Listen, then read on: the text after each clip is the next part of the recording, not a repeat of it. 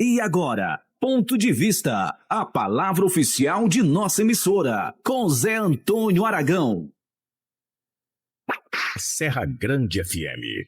Olha, agora são 12 horas mais 15 minutos. Esta é a última coluna Ponto de Vista antes do Natal aqui na tribuna da Serra Grande FM. Zé Antônio já está comigo aqui no estúdio. A gente está avaliando, debatendo e analisando os principais temas desta semana. Mais uma semana bem movimentada, cassação de deputado, teve cantor reclamando. Hoje o Lula disse que o cantor fez canalice com as filhas do Silvio Santos. Esse canal que foi inaugurado, o SBT News, pediu autorização e parece que conseguiu, viu, para entrevistar o Bolsonaro lá onde ele está preso, na Superintendência da Polícia Federal em Brasília. Agora pela manhã, operação da Polícia Federal contra o líder do PL, o partido do Bolsonaro, e outro deputado também do PL. Foi encontrado R$ 430 mil. Teve a operação ontem com o Weverton, que é deputado não, senador do PDT, mas não deixaram prender o homem, deixaram só invadir. Rapaz, é tanta coisa para essa semana que a gente não pode nem perder tempo. Aproveitar que o Zé Antônio está aqui. Zé Antônio, boa tarde. Semana movimentada, José? Pois é, uma semana bastante movimentada, cheia de coisas da banânia. Banânia, para quem não sabe, eu me refiro ao Brasil. O Brasil virou uma banânia. Banânia, República de Banânia? É, Como se diz por aí. Já estou em 12 horas e 17 minutos. A gente começa trazendo a inauguração do SBT News. Aconteceu em São Paulo e teve a presença do Alexandre de Moraes, teve a presença do presidente Lula, da primeira-dama Janja, assim como também de pessoas ligadas à direita, como o Tarcísio de Freitas, que inclusive se ouve muito bem no discurso lá na inauguração do SBT News, onde estavam as filhas do Silvio Santos, que herdaram aí o sistema brasileiro de televisão. Para quem não sabe, SBT quer dizer Sistema Brasileiro de Televisão, é uma sigla, e o Zezé de Camargo, na segunda-feira, postou um vídeo pedindo para ser excluído do especial de fim de ano, por conta de as filhas do Silvio Santos estarem se prostituindo por conta das verbas federais de mídia e recebendo lá o Lula, a Janja, e principalmente criticando a presença do Alexandre de Moraes, que em tese não teria por que ter sido convidado para essa solenidade. Teria sim, porque ele é o ayatolá do Brasil. Você de convidar o presidente da República e não convidar o chefe dele, cara, qual é a Tá graça faltando que alguma tem? coisa. O Alexandre de Moraes é o chefe do Lula. E deixa eu dizer aqui, quando o cara fala tá se prostituindo, ele não se refere à prostituição clássica. Ele estava dizendo é uma prostituição, digamos assim, ideológica, porque o pai dela sempre foi de direita e elas estavam convidando ali os luminares da esquerda, alguma coisa que o valha. E estavam também, tá certo, interessados em dinheiro, que o Silvio Santos tinha e era interessado em dinheiro, mas ele tinha a faixa de ação dele e não ia na base da Maria vai com as outras, né?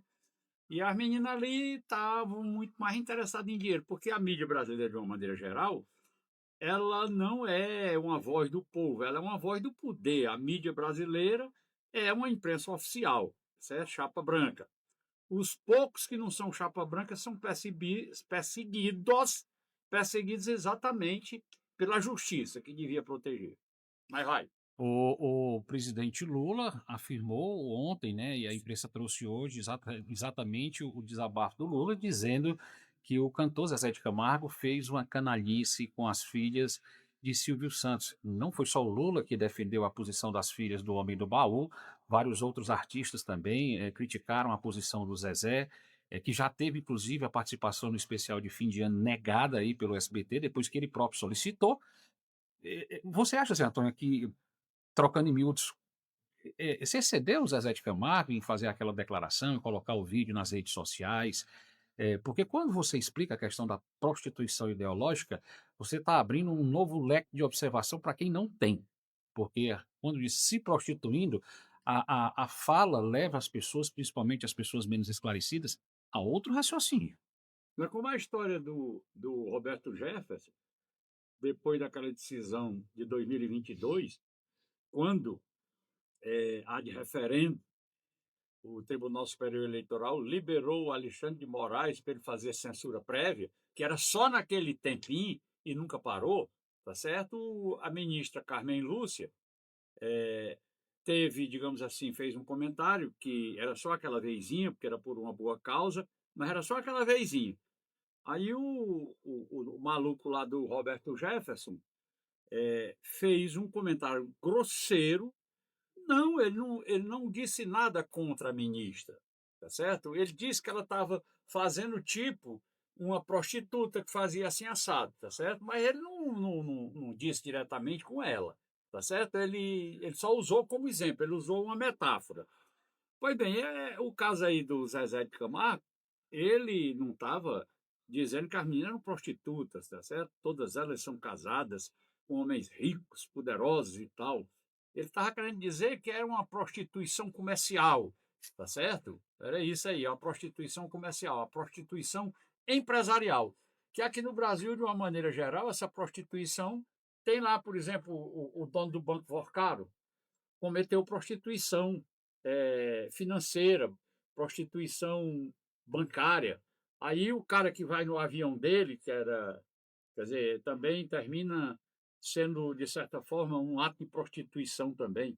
Se for usar esse termo agora para quem faz coisa fora do eixo aqui no Brasil, Aí vai a virar negada literalmente o carro. poderosa escapa quem? Tá certo? Escapa quem? Quem já morreu e não foi para o cemitério que croatá, que está faltando terra. Estão carregando a terra do cemitério todinha. Viu?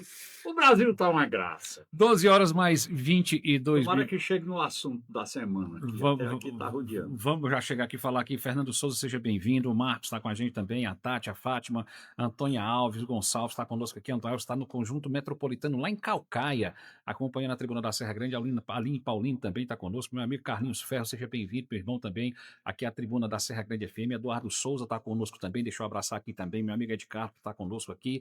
Maria Crispina, boa tarde. Desde já, Jesus abençoe o nosso final de semana. Amém. Francisca Nascimento também está conosco. Minha amiga Paulinha está acompanhando a gente direto da Espanha também. O Gilson e a Lívia estão em Cariré também acompanhando. Ciro, a notícia que você deu aí só preocupa cada vez mais a nossa comunidade aqui. Cariré está abandonado. Fico com mais pena ainda de Varjota. Realmente, os casos de Varjota estão recorrentes, estão cada vez mais brutais com a confirmação dessa chacina, né? Foram 4 corpos encontrados, um em Pires Ferreira e os outros 3 em Vajota, mas a polícia já disse que se trata da mesma ação criminosa. 12 horas mais 23 minutos. Zé Antônio, um outro assunto dessa semana, bastante evidenciado, foi exatamente a questão da dosimetria. E para falar da dosimetria, eu queria convidar o Zé Antônio e a todos os ouvintes para a gente acompanhar aqui 2 vídeos que eu guardei para a gente poder estar mostrando aqui, porque são importantíssimos e trazem relatos de um senador, o senador Alessandro Vieira, ele que foi delegado, do MDB. Ele é delegado. Ex-delegado, Ele renunciou? Foi. E eu vou trazer eu vou trazer esse vídeo aqui porque eu achei importante, o Zé Antônio vai poder acompanhar no monitor dele ali, para a gente ver o que foi que disse o Alessandro Vieira em relação a essa questão Ele é paraibano, né? da 12 sergipano, não? Acho que é sergipano. Ele é sergipano, foi, eu acho que eu vou transferir meu título para lá. Parece que está começando a aparecer um homem de corais lá dentro do Congresso. Eu disse bastava um. Pois eu vou soltar aqui o vídeo aqui para que a gente possa acompanhar aqui o que disse o Alessandro Vieira em relação a isso aí, tá certo? A participação do ministro Alexandre. O ministro Alexandre conversou com vários senadores, discutiu detalhes de redação, sugeriu redações, e depois faz discurso na tribuna do STF dizendo que é contra essas mudanças, que atentam contra a democracia. Como eu falei na tribuna ontem. Defesa da democracia é desculpa para qualquer canalice. As pessoas fazem no escurinho uma coisa, mas pegam o microfone e são defensores da democracia. E a gente tem que se perguntar que democracia é essa. O senhor acha que o senhor enxerga o Supremo hoje, senador? E é muito impressionante que vários ministros do Supremo têm conexões políticas, né? Acha que o Supremo Tribunal Federal está virando uma espécie de terceira casa legislativa? Na verdade, está virando a primeira casa legislativa, porque eles se colocam numa posição de interferência e de articulação política. Eles tentam formar maiorias, eles questionam textos em andamento, eles são próximos de parlamentares de diversas características e perfis. Isso tudo é extremamente negativo, e vai cada vez mais derrubando a credibilidade da justiça. O juiz, por definição, tem que ser neutro. Ele não tem partido, ele não tem lado, ele não tem parceiro político, ele é neutro. Ele é demandado pelas partes e aí ele decide. E por que a sociedade confia na decisão? Porque ele é neutro. Infelizmente, hoje, não é neutro, né? O nosso judiciário, na sua Suprema Corte, está bem longe da neutralidade. A gente vê novamente um bom ministro, o ministro Fachin, tentando fazer movimentos para sanear essa situação da forma mais leve possível, que é um código de conduta, mas enfrenta uma forte resistência dos colegas, porque eles querem que não só eles e seus familiares, mas a gente também, cidadão, a gente acha normal carona em jatinho de investigado, patrocínios milionários, contratos para parentes milionários. Olha, você acompanhou aí a fala do A Alessandro participação do Vieira, ministro né, Alexandre. O ministro Alexandre sobre esse conversou com caso, e vários eu trago um senadores. outro vídeo do Alessandro também, e aqui eu vou chamar a atenção por um detalhe que os colegas de imprensa também chamaram, porque a turma diz que a Globo blinda o que está acontecendo em Brasília. A Globo popular, né, a Globo que a turma assiste em casa.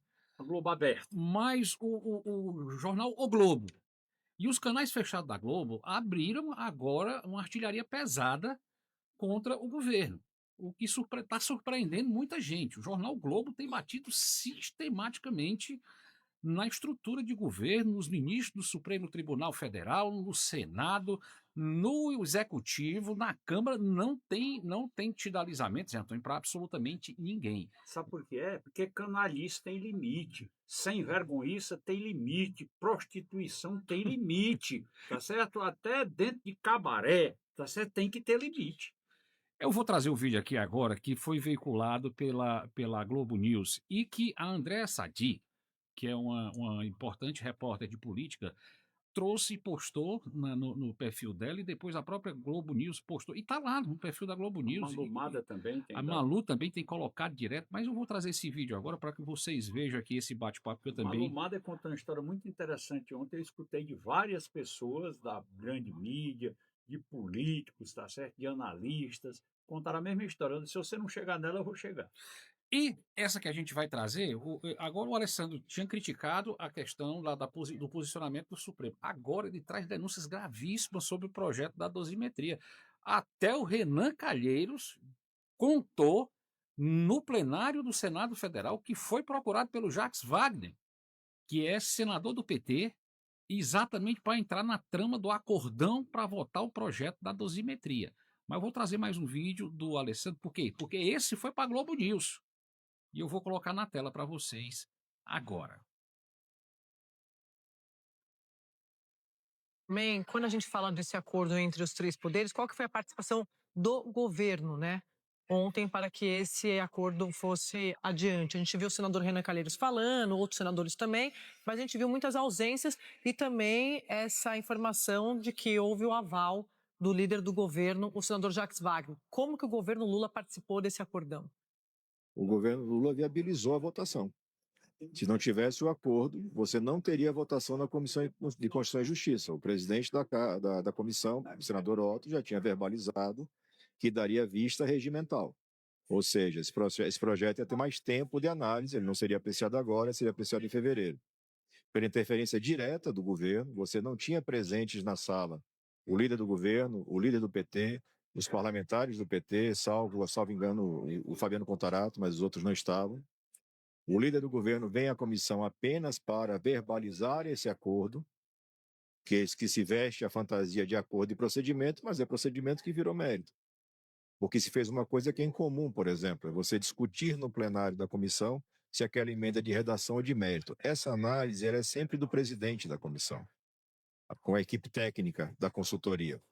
E se abriu essa brecha de forma deliberada para ter a votação, para o projeto avançar, e ele avança corrigido. Então, vários senadores, como eu, por exemplo, que não aceitariam votar o texto sem correção, passam a votar favoravelmente. Isso foi viabilizado diretamente pela ação do governo. A fala do Alessandro Vieira trazendo agora a público que, de fato, houve um acordão para a questão do projeto do PL da 12BT. Zé Antônio, a pergunta que fica aqui é o seguinte. Primeiro, você já explicou por que a Globo agora resolveu também mirar o governo. Duas perguntas. Se houve esse acordão, por que é que o Lula vai a público e diz que vai vetar? Faz Se foi o parte. governo. Faz parte. O Brasil é o país do faz de conta, tá certo? O Brasil virou um teatro a céu aberto. Aí o julgamento daqueles doidinhos do dia 8 de janeiro, daqueles núcleos do golpe, o núcleo crucial, o núcleo fundamental, o núcleo pirotécnico, sei lá que diabo é, que fala em bomba e tudo aquilo, tá certo? É encenação, é teatro. Onde é que alguém tentou dar golpe de Estado aqui no Brasil? Eu tenho, às vezes, vergonha. Eu me sinto com vergonha de escutar uma coisa dessa aqui no meu país. A mais alta Corte de Justiça do país, o Supremo Tribunal Federal, se prestando para um papel tão ridículo. É, tudo bem, se quer se vingar, se vingue, arranja outro jeito, tá certo? Mas usando a justiça, dizer. Engraçado é que no julgamento agora, nesse último julgamento que a primeira turma do Supremo fez, que ali naquela turma ali eu vou te contar, tá certo? O que menos corre voa. O Felipe Martins foi condenado, tá certo? Por causa de uma viagem que ele não fez, de uma minuta que ele não fez e de uma reunião que ele não compareceu.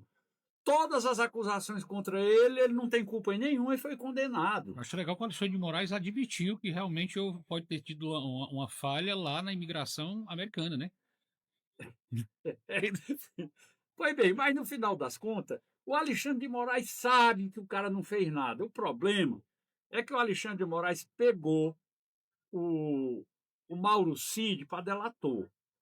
O Mauro Cid deu 9 delações. Só pode ter uma, ele deu 9. Se ele deu 9, ele mentiu 8 vezes. Tá certo? O cara que mente 8 vezes, será que a 9ª vez é verdade? Não é mentira também, não? Porque foi uma que atendeu os interesses de quem... Pronto. Ele teve que dizer, no final das contas, o que o Alexandre de Moraes queria ouvir. E isso foi público para o Brasil inteiro ver. A imprensa viu, todo mundo viu. Ele fez uma ameaça pública. Ele disse que se ele não falasse a verdade, qual era a verdade? Se ele não falasse a verdade, a investigação ia acontecer contra a filha, contra a mulher e o pai dele. Ele disse isso publicamente, eu estava assistindo.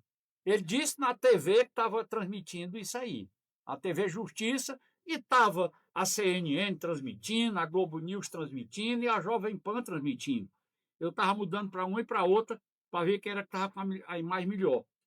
O próprio Alexandre de Moraes disse isso. Ele não anulou a delação do Mauro Cid, que era para ter sido anulada, ele não anulou porque ele precisava de um sustentar para manter a versão dele. Ali ninguém foi julgado por fato, ali todo mundo foi julgado por versão. E as versões, as mais das vezes aqui no Brasil, nas circunstâncias atuais, elas nunca correspondem à realidade, tá certo? Um rosado de injustiça. Aqueles maluquinhos do dia 8 de janeiro, gente condenada a 14 anos porque escreveu Perdeu o Mané com batom, aquele Clezão.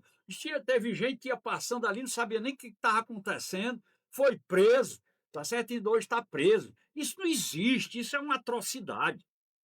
Dá vergonha ser brasileiro numa hora dessa. E o pior é que tem muita gente que acredita porque a imprensa atendeu a narrativa. Um ministro que hoje está no Supremo Tribunal Federal e era ministro da Justiça, o Flávio Dino, estava lá dentro do Ministério da Justiça com a Força Nacional que tinha sido convocado para controlar os distúrbios que podiam acontecer com esse movimento, deixou todo mundo guardadinho, não botou ninguém para agir, porque ele precisava daquele quebra-quebra para ter um pé. Mas desde quando se pode falar em golpe de Estado, não tinha ninguém armado. Eu vi um policial que estava participando dizendo que tinha sido dado busca de arma em todo mundo quando passaram lá da TV. Foi, aliás, lá da rodoviária, do cruzamento do eixo monumental com o eixo rodoviário. Eu vi o policial dizendo na TV, esconderam isso, tá certo? Que isso saiu, eu assisti num canal de TV, eu não lembro qual, dizendo que a única arma que eles encontraram foi uma baladeira e 3 bila. Uma baladeira e 3 bila. tá certo? Esse policial falou que tinha encontrado uma baladeira em Três Bila nos que estavam lá na Praça dos Três Poderes, tá certo? Porque tinha sido dada uma busca de arma lá no cruzamento do eixo monumental com o eixo rodoviário, não passou ninguém armado, mas por acaso tinha esse lá, com a baladeira em Três Bila, eles acharam lá no meio da confusão do dia 8 de janeiro.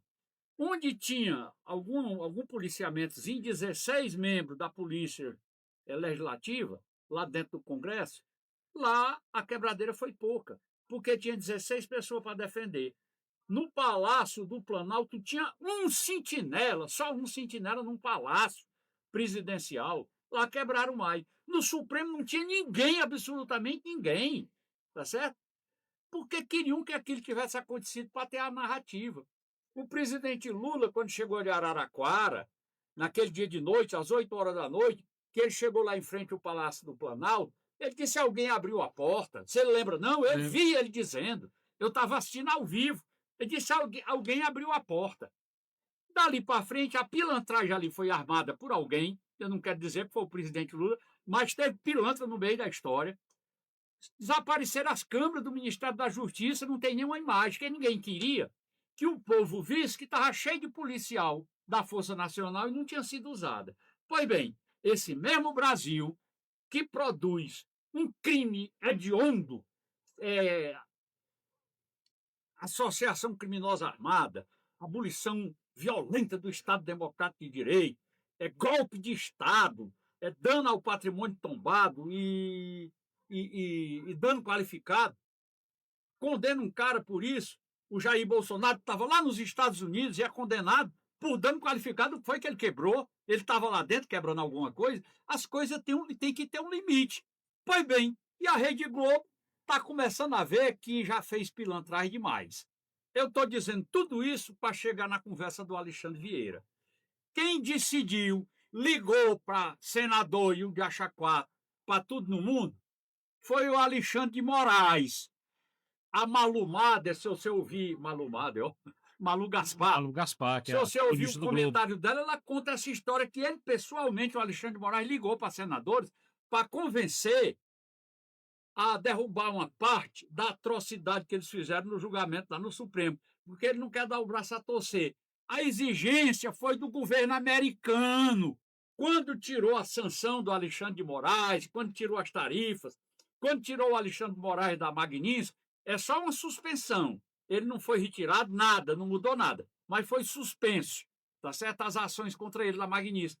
Inclusive, a diplomacia americana agiu naquele dia. A diplomacia americana acompanhou, ficou tomando o pé o tempo todo, e interessado em não ter mais, como dizem os juristas, os eruditos, a espada de Damocles sobre a própria cabeça, que ele em si já é uma espada de Damocles, o Alexandre de Moraes. Ele, para poder desfrutar do contrato milionário da esposa dele, né, que ela tem um contrato, fazer um parênteses para explicar aqui, um contrato de 129 milhões, a esposa do Alexandre de Moraes, do ministro Alexandre de Moraes. Um contrato de 129 milhões para atuar na Justiça, no Congresso, tá certo? Nos tribunais superiores, no CAD, em tudo enquanto é de lugar que você possa imaginar. Aí a imprensa foi em cima, porque por causa da confusão do Banco Master, que é exatamente o contrato era com o Banco Master, 129 milhões, dá 3 milhões e 600 por mês, né? Já receberam 22, ou seja, receberam 79 milhões e 200 já desse dinheiro.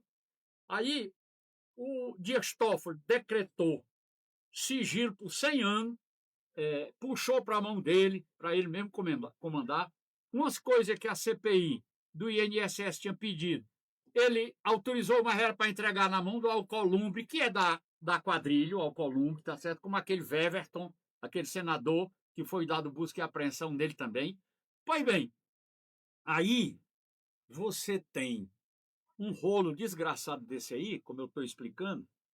Aí a imprensa foi atrás devido ao segredo e descobriu no Banco Central, no CAD, em todos os organismos que cita no contrato, que era a obrigação da Viviane Bassi de Moraes, esposa do ministro Alexandre de Moraes, ela nunca andou em nenhum. Ou seja, era um contrato que foi feito e ela estava sendo paga para fazer nada.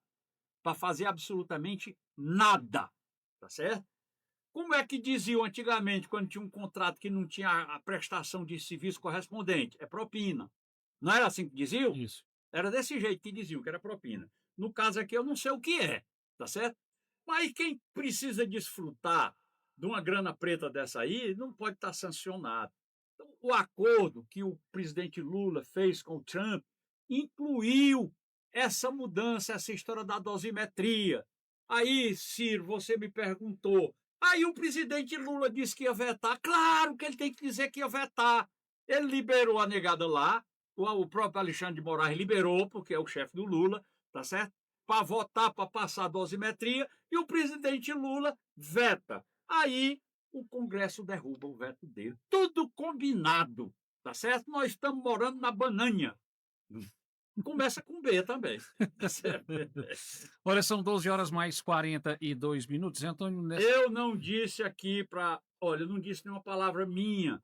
Eu estou reproduzindo o que eu li, o que eu ouvi durante esses dias todos, desde a hora que passou lá no Senado, na quarta-feira, dia 17, a emenda lá, quer dizer, a lei da dosimetria. Eu estou só repetindo o comentário que eu ouvi desse senador Alessandro Vieira, que eu ouvi do Esperidião Amin, que eu ouvi da Malu Gaspar, tá certo? Que eu ouvi da turma da Globo News, que eu ouvi do pessoal meu Deus, da CNN, do Caio Junqueira, que eu ouvi do Cláudio Dantas. Eu só estou verbalizando com minhas palavras o raciocínio, o pensamento e as conclusões e as informações que têm esses privilegiados. Inclusive, eu assisti uma entrevista com o vereador do Texas. Tá eu certo? vi. Tá certo? Que contava essas coisas mais ou menos por aí, uma entrevista de 24 minutos. Eu ouvi uns trechos, tá certo? Mas eu já estava de saco cheio de tanto ler sobre isso. Portanto, eu não disse nenhuma palavra minha aqui, tá certo? Eu apenas reproduzi o que eu ouvi. Olha, são 12 horas mais 43 minutos. Antônio, ainda nessa esteira aí. Ontem a gente teve uma operação contra membros da esquerda ligados aí à questão da máfia do INSS, inclusive com desdobramento à prisão do filho do careca do INSS. E também teve hoje a operação contra a direita, envolvendo aí o Sócio de Torres, que é o líder da oposição, do PL, lá na Câmara Federal, a apreensão de R$ 430 mil. Teve também a operação contra o Carlos Jordi, que é outro deputado federal do PL também. Ele, inclusive, já teve nas redes sociais para se pronunciar, dizendo que é uma perseguição covarde contra ele. Ou seja, tá batendo na esquerda, tá batendo na direita. E isso, Zé Antônio, traz algum tipo de garantia que a coisa pode estar funcionando direitinho? Pelo menos não lá na parte de cima, que você já acabou de comentar, mas pelo menos na base, aonde a coisa tem que acontecer, aonde as investigações têm que acontecer. Está acontecendo de forma direita? Às vezes eu vejo alguém se queixar que o Supremo não está dando o devido suporte ao Flávio Dino, que ele não está sendo mais agressivo, não está atuando muito mais no controle dessas emendas parlamentares, porque o restante dos ministros não estão ajudando, tá certo? Mas ele é seletivo, não tem dúvida, quando ele pega dois da esquerda, ele já tem pegado 100 da direita, tá certo? Ele é seletivo, ele trabalha para o presidente Lula, ele é um agente da esquerda brasileira, ele é um agente do governo federal. Ele, tá certo? Foi magistrado de carreira, mas ele é essencialmente um político, a vida toda ele foi um político. Ele mesmo, o Flávio Dino, que hoje, tá certo? Concorda com determinadas coisas aí do Alexandre de Moraes, inclusive com a história de urna eletrônica. Ele, quando perdeu uma eleição lá no Maranhão, ele botou defeito nas urnas eletrônicas. Ele disse que não confiava em urna eletrônica, Falou. tá certo? Esse é o país que a gente pode chamar, no estágio atual, de bananha. Enquanto não aparecer um homem, tá certo, que tenha sangue nos olhos para botar o Brasil nos eixos, isso não muda. O sistema é malvado, é perverso. Por que é que o Bolsonaro está sofrendo o que ele está sofrendo? Porque ele não entrou no jogo. 12 horas mais 45 minutos. Ainda falando de Brasília, Zé Antônio, essa semana, mais uma vez, membros da CPI do INSS se queixaram da blindagem do governo, a convocação de envolvidos no esquema criminoso, saiu a questão de uma amiga muito próxima do Lulinha, que também fazia lobby lá dentro do INSS. Teve essa operação de ontem, mas o Lula afirmou que se o filho dele, o Lulinha, tiver metido nisso, será também investigado. Essa é a fala do Lula, mas o governo, dentro da CPI, age de forma constante para blindar, impedir. Inclusive, não é só o Lulinha que não foi convocado, o irmão do Lula também não foi, o Frei também não foi, porque o governo não deixou. E aí, José? É, inicialmente, o governo não queria de jeito nenhum a CPI do INSS. A oposição ajuntou as assinaturas e instalou. Aí o partido indica os membros, os partidos. Aí a oposição fez maioria. O governo foi em cima dos partidos do Centrão, que tinham indicado, porque o partido do Centrão, todo partido do Centrão, o PP, tá certo? O PSD, o União, eles têm gente bolsonarista, tem gente lulista, quer dizer, petista, e tem gente, digamos assim, direita equilibrada. Gente para um lado, gente para o outro, gente no meio, gente centrista mesmo. Aí o Alcolumbre fez essas manobras e tiraram os bolsonaristas e botaram gente ligada ao governo. Aí o governo fez maioria na CPI do INSS. Ele não pôde alterar, foi a presidência e a relatoria, que já estava escolhido, e foi uma manobra da oposição que deu uma rasteira no governo. Estava tudo certo, já tinham escolhido, era aquele mesmo relator lá do tempo da Covid, né, lá do Maranhão, o Almaziz, e já tinha um relator escolhido. Maranhão não, Amazonas. Do Amazonas. Maranhão, Amazonas, é tudo para lá. Tá certo? Pois bem, aí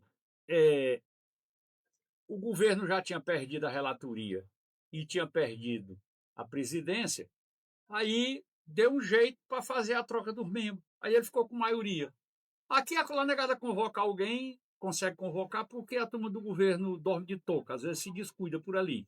Mas, de qualquer forma, esses camaradas que foram flagrados agora pela Polícia Federal, como é o caso do senador Weverton, do chefe de gabinete dele e de outra pessoa que trabalhava com ele, que eles são, segundo consta, braço direito, o Weverton é braço direito do Alcolumbre, tá certo? Porque o dono de tudo é o Alcolumbre, o mafioso chefe, é o Alcolumbre. Aí, a Polícia Federal pegou eles, mas não foi por causa da CPI. A CPI quis e o governo não deixou convocar. A Polícia Federal já devia estar no caminho. Tá certo? Porque tem uma coisa interessante que você está falando aí, porque quando o governo dorme de touca e a negada consegue convocar, eles já vão com habeas corpus já para ficar tudo caladinho, né? Já vão com habeas corpus. O Supremo dá habeas corpus para tudinho. Tá certo? Qualquer um. Olha, a coisa tá tão feia que eu vi o garotinho, o ex-governador do Rio de Janeiro. A turma disse que o garotinho vive é questão de tempo, você sabe, né? Numa entrevista, ele dizendo, ele foi ouvido numa CPI que tem no CPI Senado. do crime organizado. Do crime organizado. Ele diz que tinha saído mais de 6 mil liminar para soltar traficante dos tribunais superiores Supremo e STJ. O senador pergunta, eu acho que foi o Alessandro Vieira, ele diz, no país inteiro? Não, só nos tribunais superiores, STF e STJ. Se for botar os tribunais estaduais, é muito mais. Mais de 6 mil liminares dadas para traficante. Eita, país complicado danado. Deixa eu tocar aqui, Zé Antônio, essa semana também, vamos falar aqui um pouquinho de Ceará, né? Viralizou nas redes sociais porque uma vereadora celebrou a entrega de um tambor de lixo, né? Recebeu críticas falando da vergonha de se propor a uma situação daquela, né? Isso aconteceu no município de Barreira, a vereadora é a maninha do hospital, ela é do MDB, repercutiu negativamente. A parlamentar desgravou o vídeo concedendo o tambor de lixo aos moradores do distrito, que era uma solicitação dos moradores, e em resposta à demanda antiga da população, ela conseguiu e foi lá e disse que estava fazendo, tinha se comprometido a fazer e atender a população. E as pessoas, na verdade, não estavam entendendo o que motivou, né? Qual foi a razão pela qual ela resolveu gravar aquele vídeo. A população pediu, ela disse que ia atender a população, atendeu, foi lá e prestou conta na rede social, mas ainda assim foi bastante criticado. Deu tambor de lixo a todo mundo? Não, só um tambor de lixo para aquela comunidade. Foi um tambor de lixo colocado onde a comunidade queria, né? As pessoas, eu entendi ela. Eu compreendi ela disse que não fala, não porque fosse uma coisa vultuosa, tá certo? Mas pelo fato de ter se comprometido com a população que ia ajudar aquela comunidade, ela quando conseguiu colocar lá o tambor de lixo que o pessoal queria, ela foi lá e gravou. Errou a vereadora, Zé Antônio? Rapaz, Só pelo fato de ser um tambor de lixo? Tu já vi ela prefeito devia inaugurando ter levado o quebra-mola. tambor de lixo com algum lixo humano desse aí por dentro, tá certo? Nós estamos falando. O Brasil precisa de muito tambor de lixo. Então, o que não falta aqui é lixo. É uma situação, mas eu até que eu entendi essa situação dela aí. Zé Antônio, essa semana também, falando de Ceará, tem uma novidade, viu, gente? Agora pela manhã, foi divulgado aqui em alguns sites aqui, que teve um encontro do Antônio Rueda, que é o presidente aí do União Brasil, que ele vai tomar União Brasil do Capitão Wagner, que está na base do Ciro Gomes, aqui no estado do Ceará. Diz o Donizete que já tomou. E que o Roberto Cláudio, que é o pupilo do Ciro Gomes, também vai ter que pular fora, porque deu para o Bozo Rodrigues e o Bozo Rodrigues ganhou do Camilo Santana a segunda vaga para o Senado Federal. A outra vaga vai ser indicada pelo senador Cid Gomes. Tem conversa também de que o poderio do dinheiro, e aqui a gente fala de uma provável composição entre Chiquinho Feitosa e Eunício Oliveira para formar uma chapa também para o Senado Federal, uma chapa pesada, se for falar de real. Né? E teria aí também, Um é magro, o outro é gordo. teria aí uma composição aí, ou Roberto Cláudio e Alcides Fernandes, ou Capitão Wagner e Alcides Fernandes para o Senado, na chapa do Ciro Gomes. Vou começar por aqui para depois tocar no assunto da pesquisa eleitoral divulgada também essa semana. Estava só o Zé Antônio na tela aqui, não tinha percebido. Zé Antônio, começando por aí. A dança das cadeiras para o Senado está mais interessante do que para o governo do Estado nesse momento aqui no Ceará, José? Ah, não, é só por causa de falta de assunto. Esse negócio de senador, no final das contas, é tudo na base da conchembrança. Tá vendo como é que acontece as coisas do Brasil? De repente, a senadora Augusta Brito foi prefeita ali do Graça, aí depois era deputada estadual, de repente agora é senadora. Tá certo? Por causa das acochembranças que tem, tá certo? Sempre acontece essas coisas. Eu não acho que tenha lá tanta importância assim também, não. Tudo isso pode mudar, dependendo do andar da carruagem, tá certo? No final das contas, às vezes, muda tudo, porque as vagas para o Senado, algumas vezes, são consequência de arranjos. O importante mesmo é o governo do Estado, que é o grande cargo em disputa.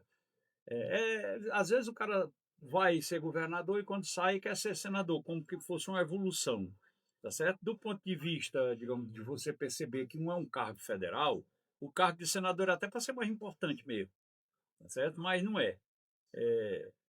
Assim, o camarada, eu vi ontem um repórter do, da Jovem Pan perguntando ao Romeu Zema se ele, quando saísse do governo, ele não sendo candidato a presidente, se ele seria candidato a senador e tal. Ele disse: não, não tenho perfil para legislativo. Eu gosto de fazer, eu gosto de tocar obra, eu gosto de tocar projeto. Eu não vou me conformar, não vou achar bom, não vou me sentir confortável sendo senador. Pronto. Eu tenho certeza que tem um cara aqui do Ceará, o Ciro Gomes, o Cid Gomes, que é senador, mas eu acho que ele não gosta muito.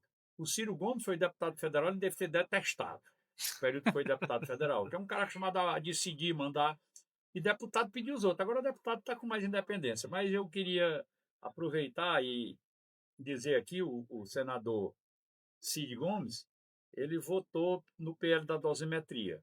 Alguém foi criticar, foi falar alguma coisa e ele respondeu, e eu acho que ele é digno de um elogio público que eu vou fazer aqui, embora que ele não ouça o elogio. Ele foi coerente, ele é um cara muito justo, eu quero muito bem ao Cid. Eu sempre tive o Cid como um camarada justo, equilibrado. E ele falou que havia muito exagero nos julgamentos e ele achava razoável que se fizesse alguma coisa no sentido de mudar os erros que aconteceram durante o julgamento. São 12 horas mais 55 minutos. Zé Antônio, vamos falar agora da pesquisa. Mas Que... eu vou só fazer um complemento aqui. Pois não, fica à vontade. Você estava falando aí no caso da turma que está brigando por vaga para senador, e todo Sim. mundo está se esquecendo do Guimarães. Tá certo? Não estão levando em conta o Guimarães. Não, mas eu acabei de citar aqui que o Camilo Santana teria, segundo as informações da imprensa, voltado atrás em ter uma indicação do PT para dar essa vaga ao Moço Rodrigues. Pois é. Aí nós teríamos, no caso, dois candidatos. E o Guimarães vai se conformar? Até porque, segundo as informações, o Guimarães é uma Ele vai colocação dizer que- do Lula. Ele vai dizer que o negócio do dólar na cueca já prescreveu. Então, pesquisa, Paraná Pesquisa, que foi a que mais chegou perto da eleição presidencial, traz aí uma informação bem interessante. Ciro Gomes, 12,8 pontos à frente de Elmano. Ainda assim, segundo alguns analistas ligados lá, dizem que esses números ainda não trazem a realidade. Inclusive, dizem que ainda assim foi um banho de água fria. O Chagas Vieira, antes da divulgação, já foi desmerecendo o Instituto, que teria sublocado um Instituto Cearense para fazer, tipo como se os cearenses não soubessem fazer ou não tivessem a devida competência para fazer o levantamento. Antes da divulgação, o Chagas Vieira já estava nas redes sociais descredibilizando o resultado do levantamento, sem saber do resultado do levantamento, né? E uma coisa que chama a atenção também, Zé Antônio, que embora o Ciro esteja à frente do Elmano de Freitas, quando se coloca Ciro e Camilo, aí o Ciro fica atrás do Camilo, né? O Ciro fica 12,8 pontos à frente do Elmano e fica 8,2 atrás do Camilo. Se você levar em conta, tá certo, que o Elmano é governador e está com o governo na mão, tem muito destaque. Se você levar em conta que o Camilo Santana é ministro da Educação, todo poderoso, tá certo? Com todo destaque na mídia e tudo mais.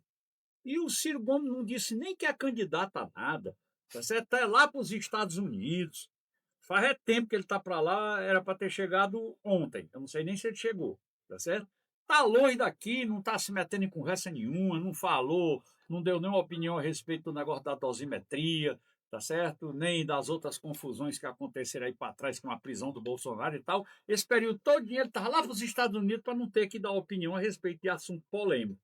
E ainda assim, tá certo? Ele está numa situação dessa, na frente do governador 12 pontos, e atrás do Camilo Santana só 8. O camarada, para poder dar rasteira nos outros, tem que estar atrás, tá certo? Dar rasteira pela frente é complicado, tá certo? Meu pai do céu.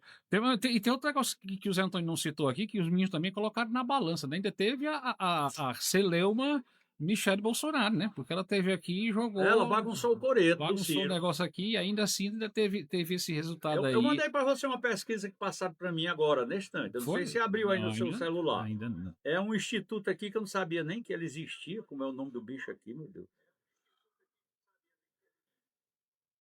É Ipsos IPEC. Ipsos IPEC.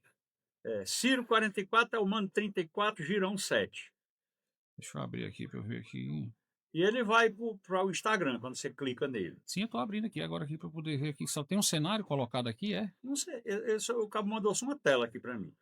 Mas ele encaminha, que a gente clicando, ele vai para o Instagram. Mas não tem outro cenário não, só tem um cenário mesmo. Só tem esse cenário aí, não foi, pelo menos não foi divulgado ainda outro. Não foi divulgado ainda outro. Eu não acredito, e o Camilo já disse de forma peremptória, tá certo? De forma terminante mesmo, que não seria candidato em hipótese alguma. O candidato é o Elmano. Eu estou vendo aqui, agora a outra pesquisa que foi divulgada, Zé Antônio, e aqui a gente já traz aqui os números para a presidência da República, né? Já discutimos aqui os números do governo do Estado, são 13 horas em ponto. Lula e Jair Bolsonaro, Zé Antônio, a diferença é mínima. É mínima, essa diferença que estou tentando aqui aumentar aqui minha tela, porque aqui onde eu estou vendo aqui. É o Paraná? Não, eu estou pegando aqui do Carta Capital. Carta Capital é quem paga. O Instituto deve ser outro. Pois é, mas eu estou vendo aqui que eu não estou conseguindo aproximar aqui essa imagem para eu poder ver, mas pouquinho a diferença que existe entre os dois.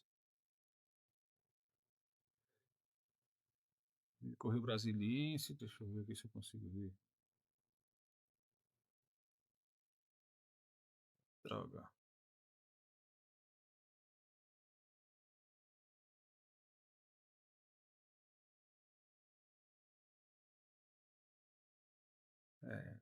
Tem a Real Big Data, tem.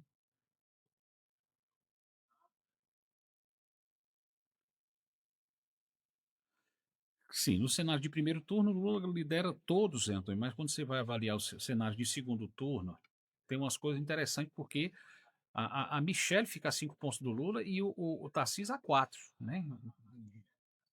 Isso quer dizer, se alguém for para o segundo turno, pode engrossar o caldo na eleição. E eu estava procurando aqui exatamente a diferença do Lula em relação ao Flávio não, ao próprio Jair Jair. Bolsonaro, que é aí essa que é pouca O mesmo, pobre né? rei do Jair não é mais Jair, já foi. Ele tem que mudar de futuro para passado. Futuro para Já passar. foi, já está esfrabicado. Pois é, aqui você tem os É vários o cenários de presidente primeiro Lula, turno. tá a disputa entre o Lula e o Bolsonaro, o pobre do E o Bolsonaro. interessante é que o Instituto testa com Flávio Bolsonaro e Ratinho Júnior, que são da direita, com Flávio Bolsonaro e Tarcísio de Freitas, que são da direita, com Flávio Bolsonaro e Zema, que são da direita. Ao invés de testar só um nome da direita, colocam vários nomes da direita e isso. Tudo faz parte. Porque dilui, fica o presidente Lula lá em cima. Eu estou procurando aqui. E o povo se impressiona. Pronto, Senado de segundo turno, que é o que eu estava procurando aqui. Lula contra Flávio Bolsonaro, a diferença é de 10 pontos. Né? Lula contra Flávio Bolsonaro é 10 pontos. Mas como é o número do e do outro? 46-36. Quando é contra o Tarcísio, é 10 pontos também, 45-35. Contra o Ratinho Júnior, é 10 pontos também, 45-35. O que eu estou querendo levar para os nossos ouvintes é o seguinte, que quando você tira os outros opositores de direita, os resultados são iguais.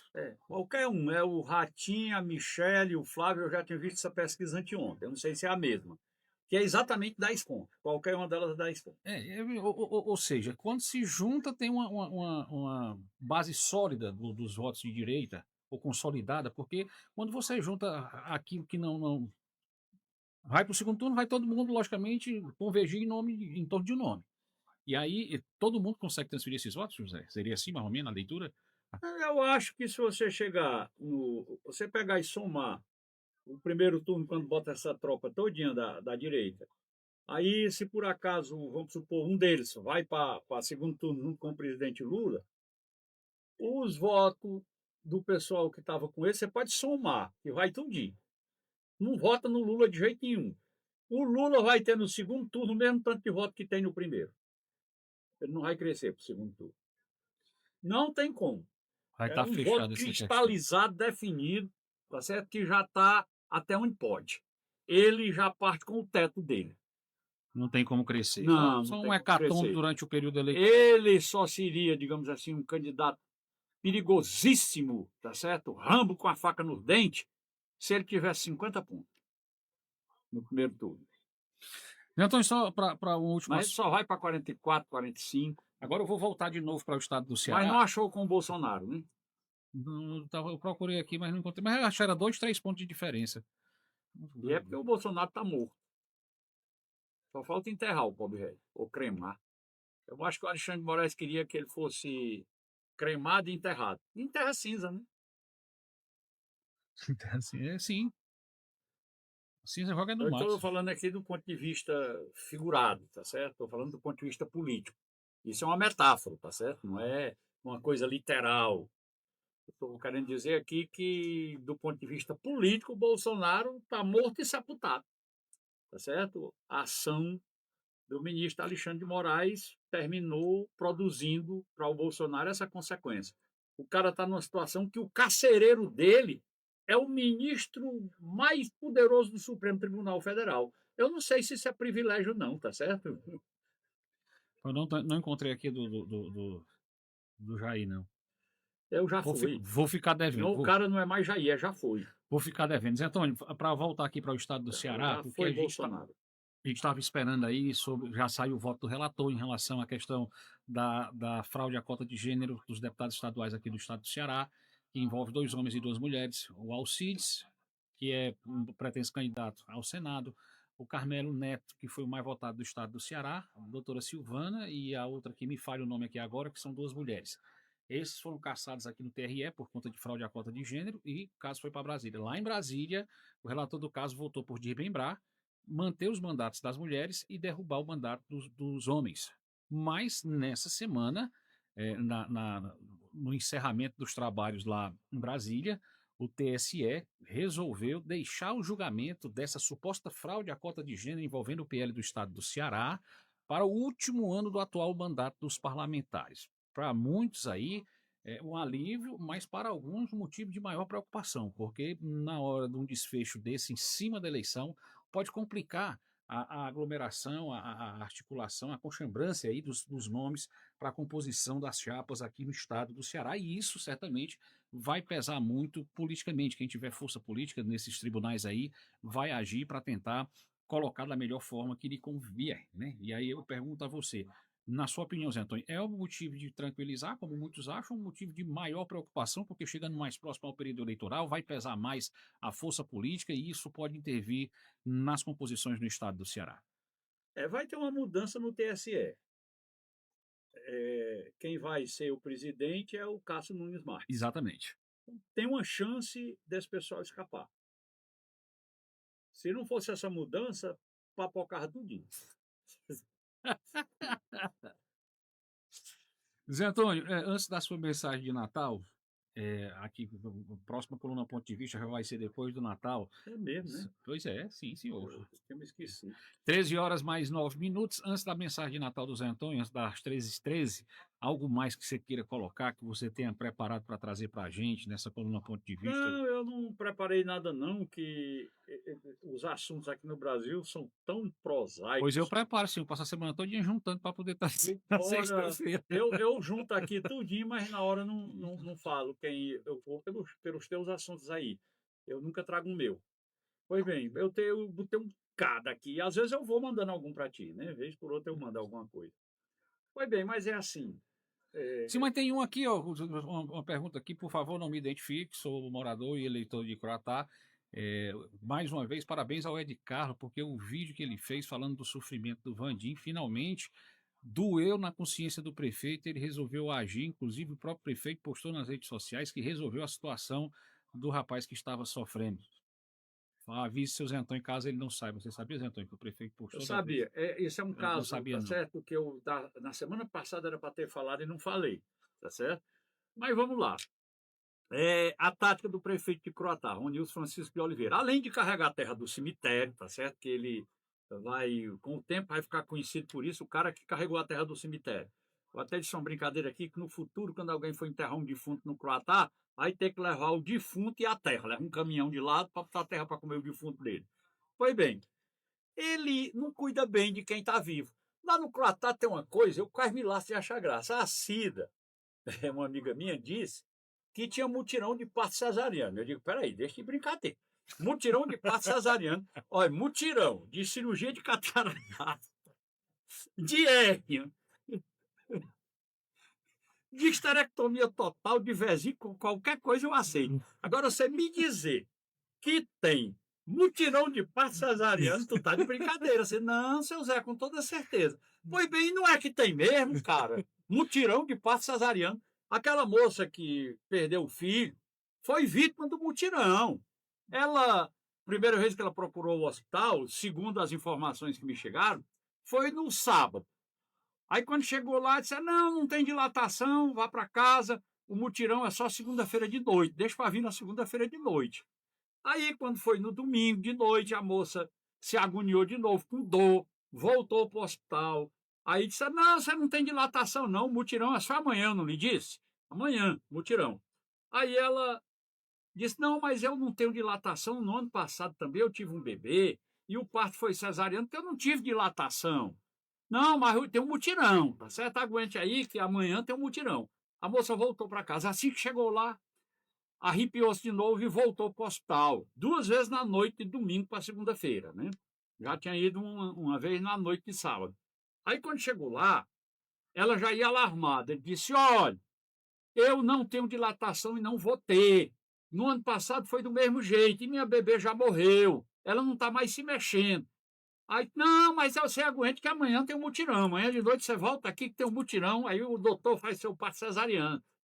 Aí, quando ela alarmou, disse: olha, eu estou sentindo uma coisa diferente aqui, eu já não tenho mais água da placenta e eu estou sentindo um líquido aqui e tal. Quando foram olhar, era uma hemorragia. Aí deram um jeito de mandar ela para Tianguá. Chegou lá, a bebê dela estava morta. Era Alice o nome da criança. Pois bem, aí na sequência vem o caso do rapaz aí que você falou. Vandinho. Vandinho. Pois bem, esse camarada, pelo que eu soube, ele bateu num caminhão aí, de moto, aí quebrou o fêmur e a bacia. 2 quebraduras muito graves, né? Aí ele ficou no hospital de Tianguá 17 dias. Podia ter ido no primeiro dia para Fortaleza, porque a prefeitura de Croatá tem um convênio com o Hospital Batista. Quando o Ed Carlos fez o vídeo, que botou isso no domínio público, aí o prefeito foi lá, fez um vídeo com o rapaz, tem que fazer a propaganda dele. Primeiro, tá certo? Aí foi lá, fez um vídeo, disse: olha, eu tomei conhecimento agora que o rapaz está com 17 dias e tal. Aí, quando for na quinta-feira, e marcou lá a data, que foi quinta-feira da semana passada, ele vai ser enviado para lá para poder fazer a cirurgia. Mas, rapaz, precisa esperar 17 dias. Ele não toma conhecimento, acho que é porque não quer. Uma das coisas que ele podia fazer era morar em Croatá, porque ele mora lá no Ipu, tá certo? Começa daí, ele não, talvez não tome conhecimento das coisas. Mas eu desconfio que ele sabe, é porque tem que ter a lamúria, tem que a pessoa estar nas últimas. E ele, não, eu cheguei para salvar, tá certo? Tá aqui eu. Aí depois faz a cirurgia. Ele foi lá no hospital, ele toda a vida faz isso, é o modus operandi dele, tá certo? Ele foi lá no hospital fazer um vídeo com um rapaz lá na cama do hospital, tá certo? Aí eu acho que ele também, o rapaz, como já chegou da cirurgia, possivelmente ele vai lá fazer outro vídeo com o rapaz. Mas a culpa de tudo isso ter acontecido é do Ed Carlos. Se o Ed Carlos não tivesse dito nada, não tivesse feito o vídeo, que a mãe do rapaz pediu, o Ed Carlos, fazer um vídeo e tal, possivelmente, quando ele tivesse lá com uns 40 dias ou mais, talvez tivesse aparecido alguém para avisar o prefeito e ele fosse. Não sei se ele ia, tá certo? Eu sei que o cara passar 17 dias, o próprio prefeito no vídeo dele, ele fala nos 17 dias. Eu não vi, não vi, não. Ele diz no vídeo dele, segundo me contaram que eu não ouvi, não. Ele fala que o rapaz estava com 17 dias, mas ninguém tinha dito a ele, tá certo? Ninguém me avisou. Eu vou lhe dizer como é que funciona isso, prefeito. É só você ter uma estrutura independente. Eu já fui prefeito de Croatá 3 vezes, eu nunca me meti nessas coisas. Quando alguém precisava de uma cirurgia de fêmur, de bacia, uma coisa assim, a própria Secretaria de Saúde resolvia, tá certo? Eu não deixava que dependesse de mim. Eu, às vezes, dizia que uma ambulância velha que tinha lá no Croatá, uma Agrale, uma grandona, que era tipo um micro-ônibus, eu dizia sempre que quando a ambulância quebrava fazia mais falta do que eu, porque tudo funcionava sem ter que me perguntar nada. Eu nunca foi preciso ninguém me pedir remédio, me pedir exame, me pedir cirurgia, porque o sistema de saúde do município, junto com o sistema de ação social, resolviam. O dinheiro é do povo, é para o povo ser atendido indistintamente, não é para ter necessidade de dar ao prefeito a chance de fazer um vídeo para se promover nas redes sociais em cima do sofrimento das pessoas. Eu não sei o que é isso, não. Tá certo? Às vezes eu tenho dificuldade de encontrar adjetivo para qualificar uma manobra torpe e suja dessa natureza. Vamos lá, então, agora, nesse exato momento, são 13 horas, mais passou dos 13h13, viu, Zé Antônio? 13h13 já passou, agora são 13 horas mais 15 minutos. Zé Antônio, sua mensagem de Natal para os ouvintes da Serra Grande FM, da coluna Ponto de Vista, está chegando aí mais um momento desse de confraternização, de união, de se revitalizar o espírito em nome aí da mensagem do que fez Cristo aqui na Terra por nós todos. E é esse momento que fica aberto para você levar essa mensagem aos nossos ouvintes. Já disse tudo que precisava, cara. Eu vou dizer o quê? Tem um dia. Tem um dia. Mas você tem razão. É assim, o momento aqui no Brasil é muito grave. O país está vivendo um momento difícil, é uma polarização odienta, não precisava de nada disso. O próprio Cid, justificando o voto dele a favor da dosimetria, ele falou que todo mundo embarca nesse maniqueísmo. Se você não é do lado, é do outro. É desse jeito que funciona. Eu, às vezes, digo aqui alguma coisa, se eu não for declaradamente lulista, eu sou bolsonarista, pois eu estou vivendo um momento na minha vida como político, tá certo? Como comunicador, que eu não sou uma coisa e nem outra. Eu sou a favor da justiça, a favor do respeito à lei. Não é obrigado o camarada a ser bolsonarista, porque não é lulista. Você, às vezes, não é lulista, mas também não é bolsonarista.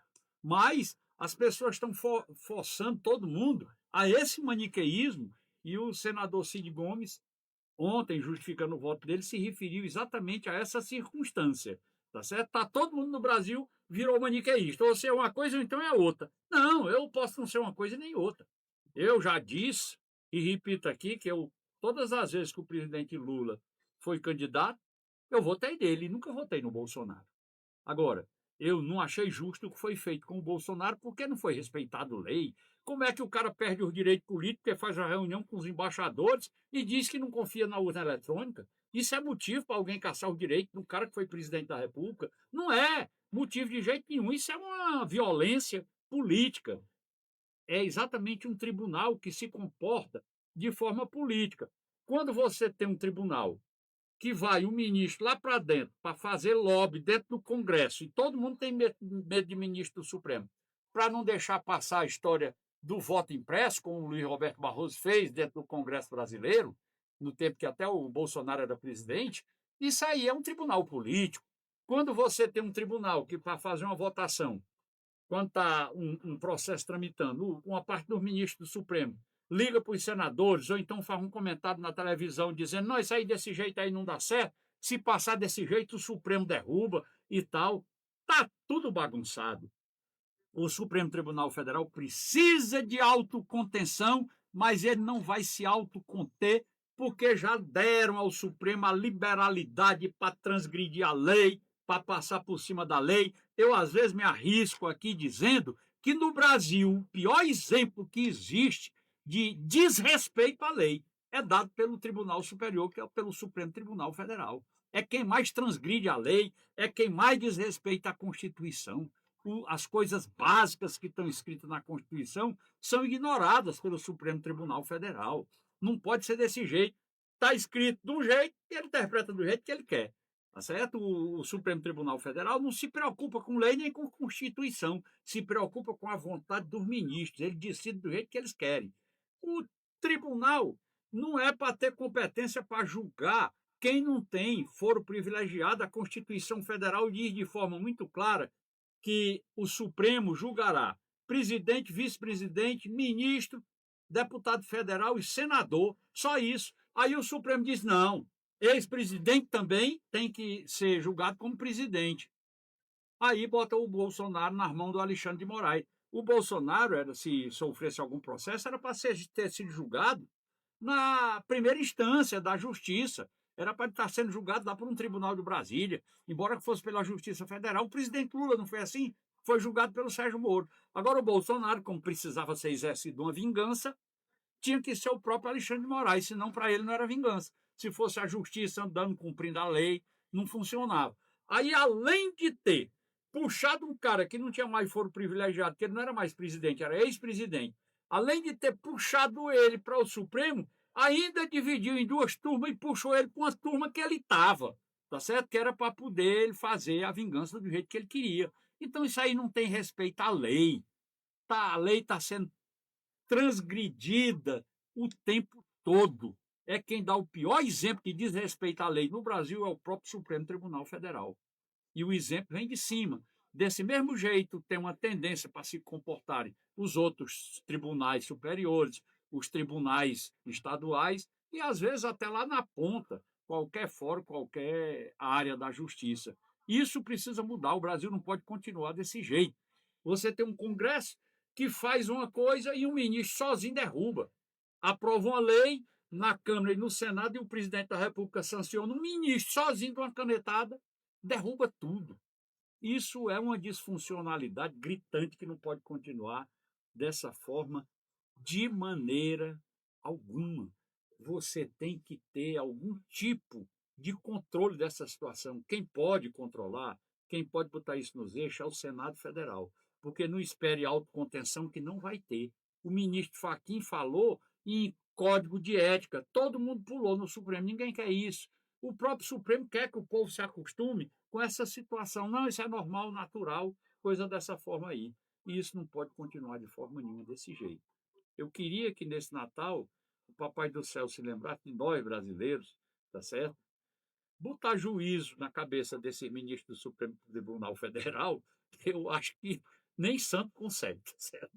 Porque eles estão absolutos, eles pensam até que eles são entidades superiores aí, infensam a qualquer tipo de dificuldade. Enfim, que o Papai do Céu abençoe o nosso povo e principalmente, olha aqui para Croatá, Guaraciaba do Norte, para nosso Ibiapaba, que abençoe os nossos lares, que salve as mães croataenses, guaraciabenses também, que aqui a gente já viu caso semelhante, a Madalena, que perdeu as duas filhinhas, Laura e Lorena, uma moça lá da Sussuã, e agora a Vanessa, lá de Croatá, que perdeu a Alice por conta do mutirão de parto cesariano, tá certo? Que Deus coloque juízo na cabeça de quem tem a obrigação de cuidar do povo para que não haja tanto sofrimento desnecessário. Feliz Natal a todos.